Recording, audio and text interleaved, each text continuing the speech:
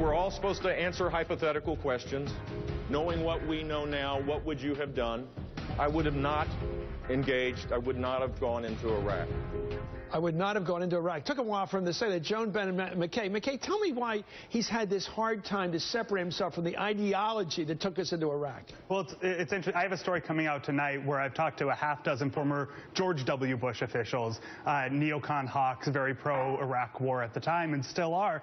And they've raised two issues. One, I mean, it's obvious that there's still a lot of pressure from neoconservatives and Iraq hawks who don't want him to wholly disown Iraq.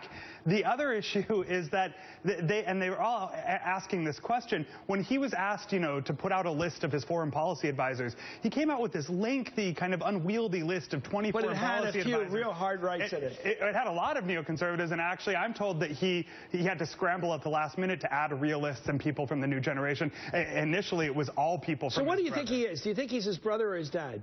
I think he's probably, in his heart, angling more toward his dad, but I think that there's so many political pressures within his party and, frankly, familiar pressures not to wholly disown his The weird thing about this is the father-son thing. Yes, the father, he railed against his father. We all know W was the rebel. Right. In a way that sort of may have led us into the war for all we do. We don't know this psychological stuff. Right, we can't get inside his brain. But, I mean, I think you're making a great point. This may well be what he thinks. We don't know exactly what he thinks. But he was an early signatory to the Project for a New American Century document. Yes, he was. W was. No. Also. Okay. Jeb was. Yeah. So there are a lot of people in his orbit. Dick Cheney's never said they made a mistake. Oh, no. They would do it all over again. They knew that WMD was a pretext in the first place. It was a sales pitch.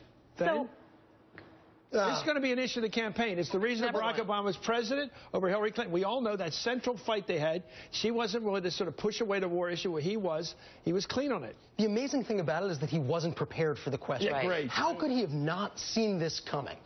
One can't escape a family legacy. It's just not possible. But imagine going with a group of people around and you say, what do you think they'll ask me about? Iraq. Right. It was the first question he should have been in. I don't get the prep. He's out there raising money. He should be out there raising his brains. Anyway, thank you, Joan Walsh, Ben Goldberger, and McKay Coppins. Good for that analysis. When we return, let me finish with this trade battle.